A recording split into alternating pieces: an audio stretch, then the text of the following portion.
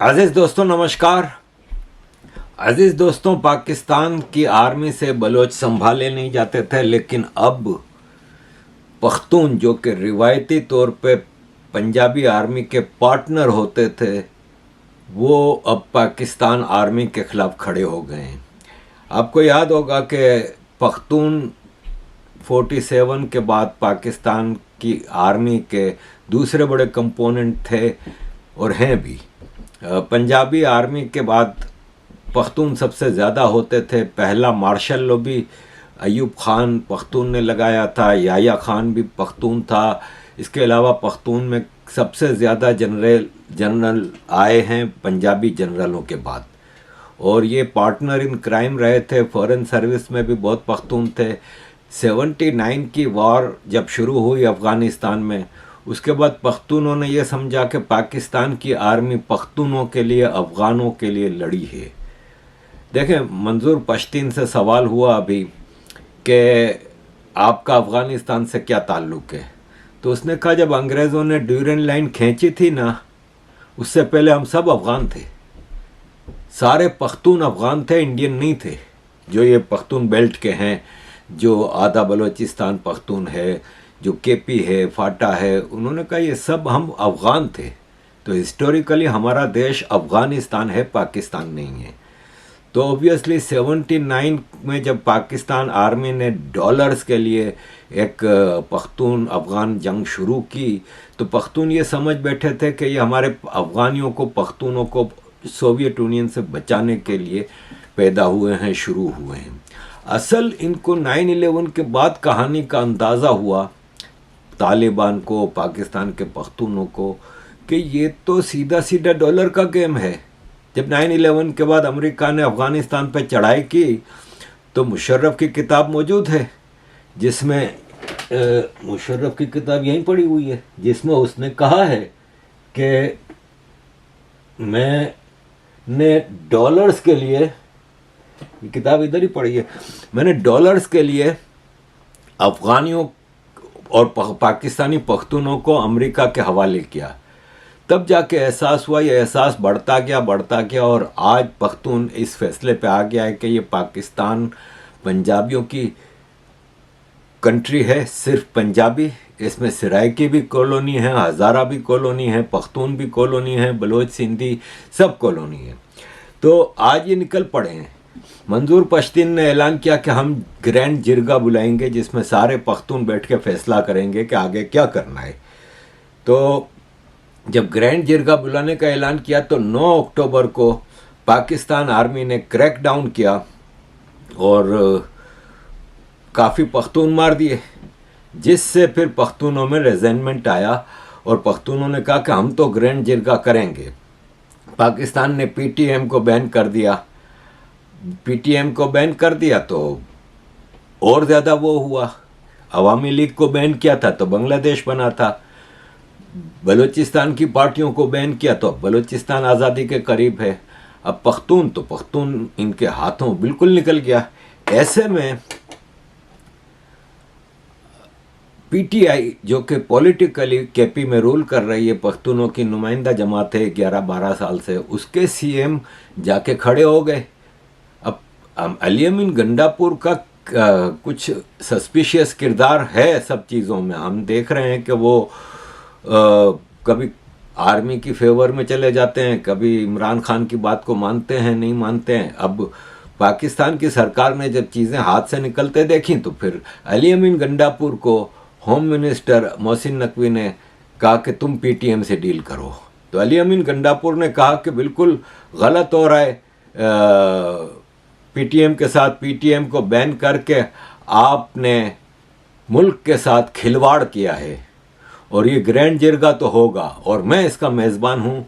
और जब press conference हुई तो उसमें अली अमीन गंडापुर और मंजूर पश्तीन ने काफ़ी चीज़ें खुल के कहीं। उनके लिए पैगाम है कि ऐसा न हो कि जब आपकी बारी आ जाए तो आपकी चीखें आसमान तक पहुंच जाए। यहाँ पर एहसान जैसे लोगों को भी बंगले दिए गए, मगर वो पीटीएम जिसने हमेशा अमन की बात की, उनको दहशतगर्दों की लिस्ट में डालना ये जुल्म था, ये जबर था। उन्होंने कहा था कि जो भी इनके साथ मिलेगा उनके शनाख्त कार्ड और पासपोर्ट ब्लॉक करेंगे तो ब्लॉक कर दे यहाँ पर। और जरगे के हवाले से बात हो रही थी, पुरअमन तरीके से इंशाल्लाह पख्तूनों का जो जरगा है वो अपने ही मकाम पर अपने वक्त के मुताबिक वहाँ पर मुनक्किद होगी। इससे पहले भी पख्तूनों ने जितने जरगे किए हैं पुरअमन तरीके से किए हैं, अपनी उसी रवायात पर आज भी पख्तून जरगा कायम है। और जो शहादतें हुए हैं, जो वाक़यात हो गए, उन पर ताज़ियत हो गई और तकरीबन पूरी पख्तून कौम अपने जरगे के शहादा पर खफा है, उसके हवाले से भी बात हो गई। और यहाँ पर पख्तून बेल्ट में अमन और पख्तून वतन के हुकूक के लिए पुरअमन तरीके से जितने भी जरगे हैं या जदोजहद है उनको सराहने पर बात हो गई कि इसके हवाले से कभी भी ऐसा मसला नहीं होगा कि उनमें रुकावट होगी। तो यही है कि जरगा अपने ही मकाम पर अपने ही वक्त पुरअमन तरीके से मुनक्किद हुई। मंजूर पश्तीन इस वक्त बिल्कुल मुजीबुर रहमान की तरह खड़े हो गए। सबसे बड़ी बात यह है कि बलूचिस्तान में हम यूनिटी इतना नहीं देखते, मुख्तलिफ पार्टीज अपने अपने तौर पे आज़ादी की जंग लड़ रहे हैं, लेकिन पश्तून इस वक्त मंजूर पश्तीन की लीडरशिप में बिल्कुल यूनाइटेड हैं, खड़े हो गए। ग्रैंड जिरगा चलता रहा और पब्लिक मतलब दबा के आई। इनका ग्रैंड जिरगा बड़ा ऑर्गेनाइज था। पख्तून डॉक्टर्स आ गए, इतने सारे डॉक्टर्स किसी भी मामले को संभालने के लिए आ गए। फिर पख्तून औरतें भरपूर तरीके से शिरकत की उन्होंने। वो पाकिस्तान के खिलाफ नारे, पाकिस्तान आर्मी के खिलाफ नारे, और पख्तून औरतें भर भर के आईन। एक नज़र आ रहा था कि पूरी पश्तून कौम यूनाइटेड है अपनी इस मूवमेंट में, और वो मंजूर पश्तीन के साथ बिल्कुल खड़े हैं, और वो मंजूर पश्तीन के लीडरशिप में आज़ाद पश्तूनिस्तान के लिए अब तैयार हैं। अज़ीज़ दोस्तों, ग्रैंड जिरगे में जो पब्लिक थी उसने पाकिस्तान आर्मी की नींदें हराम कर दी। ग्रैंड जिरगे के दौरान जो बड़े बड़े बैनर लगाए गए थे उसमें पश्तूनों ने बताया कि हमारा मसला क्या है। उन्होंने कहा कि आज तक 76,584 पश्तून बम धमाकों में मारे गए हैं। पश्तून इलाके में 9,237 बड़े धमाके हुए हैं। पश्तून मस्जिदों में 200 धमाके हुए हैं। पश्तून 7,538 बारूदी सिरंगों माइंस की वजह से मारे गए हैं या माजूर हो गए हैं। 1738 पश्तून ज़बा किए गए हैं। पोलियो मुहिम के दौरान 213 पश्तून औरतों को मारा गया। कोयटा से स्वात तक 10 लाख एकड़ ज़मीन पर कब्जा किया गया। 2,17,000 से ज़्यादा शनाख्ती कार्ड पश्तूनों के ब्लॉक कर दिए हैं। 3,70,000 घर और मस्जिदों को डिस्ट्रॉय किया गया है। सिर्फ 1.5 लाख इसमें से जनूबी वजीरिस्तान में हैं। 35 बड़े बाजार पश्तून बेल्ट में तबाह किए गए हैं, जिनका आज तक कोई कंपनसेशन नहीं दिया गया। 4 सद्दा के 1100 पश्तूनों को बेदर्दी से मारा गया। कुर्रम एजेंसी में शिया और सुन्नी की लड़ाई के बाइस 4,100 लोग मारे जा चुके हैं। इसके अलावा पश्तूनों ने यह भी बताया कि असल आर्मी की डिज़ाइंस क्या हैं। उन्होंने कहा किर्क जो केपी का एरिया है उससे गुज़िश्ता 11 मंथ में 85,43,000 बैरल तेल निकला है, वो लेके चले गए पंजाबी। स्वात में जमरूद के 70 मिलियन कीरात, जिनकी मार्केट की कीमत 4,000 से $6,000 फी डायमंड है, वो चोरी कर लिए। इस साल खैबर से 40 टन फ्लोराइड लेके चले गए पंजाबी आर्मी। किर्क से 11 महीने में 65,000 मिलियन MC गैस बरामद की गई। मोहम्मद एजेंसी में इस साल 1935 टन नेफ्राइट निकला। मालाकंड में 200 मिलियन टन, स्वाबी में 100 मिलियन टन मार्बल निकला जो कि ये ले गए। मेमन में 13,60,000 टन मार्बल बरामद किया जाता है। चित्राल जनूबी वजीस्तान जनूबी पख्तूनख्वा में सालाना 6,40,000 किलो चिलगोज़ा पैदा होता है, जिसकी चीन में 18,000 रुपये फी किलो कीमत है। वो लेके चले गए और बेच दिया।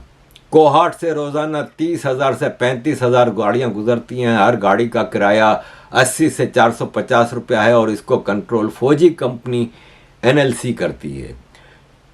साउथ पख्तूनख्वा के इलाके ढाका ज़िला से रोज़ाना 5,000 टन कोयला निकाला जाता है। दर्रा आदम खेल से हर साल 3,50,000 टन कोयला लेके जाते हैं। बोनीर और मर्दान में 2 अरब टन मार्बल मौजूद है। चित्राल में 1 अरब टन मार्बल मौजूद है। सिर्फ कोरमा में 20 लाख टन कोयला मौजूद है। इसके साथ लोहे की, गैस और अच्छा मार्बल भी है। बालाई वजीरिस्तान के पीर घर में तांबे सोने। अजीज़ दोस्तों, ये मैंने आपको अभी तक 15 बताए हैं। इनके पास टोटल 30 की लिस्ट है। ये जो इनके रिसोर्सेज की लूटमार हो रही है, तो पश्तूनों ने एक ही सॉल्यूशन इनके पास रह गया है, वो है आज़ाद पश्तूनिस्तान। सेनेटर मुश्ताक अहमद कहते हैं कि खैबर पख्तूनख्वा की गलियों, बाज़ारों, रास्तों में फ़ौज को मानते नहीं। अब फ़ौज को निकलना होगा। हमारी पुलिस और जरगे काफ़ी हैं। फ़ौज को सिर्फ सरहदों तक महदूद करना पड़ेगा। ये नारे लग रहे हैं। पाकिस्तान दहशतगर्द बराबर बराबर बराबर बराबर। ये जो दहशत करती है, ये जो दहशत करती है, ये जो गुंडा करती है, ये जो गुंडा करती है, ये जो पश्तूनों का कत्लेआम है।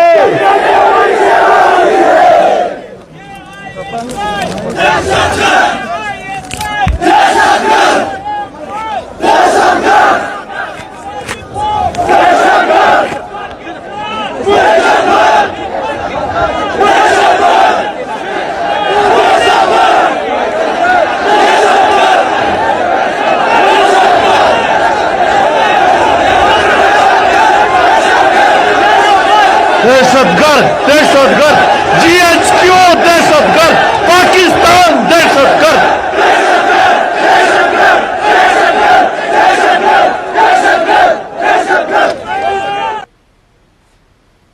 अजीज़ दोस्तों, डिटेल तो मेरे पास बहुत हैं। मुख्तसर ये कि जो पश्तून जरगे में इन्होंने जो ख़तरनाक किस्म की जो रेजोल्यूशन पास किए हैं, वो ये हैं कि मंजूर पश्तीन ने कहा जरगे के एंड पे कि ड्यूरन लाइन को पश्तून एक्सेप्ट नहीं करते। ये सीधा सीधा आज़ादी की लड़ाई है, सीधा है ना, क्योंकि ड्यूरन लाइन पाकिस्तान इसको बॉर्डर कहता है और ड्यूरन लाइन को ना मानने का मतलब कि पख्तून अफगानिस्तान से मिल रहे हैं।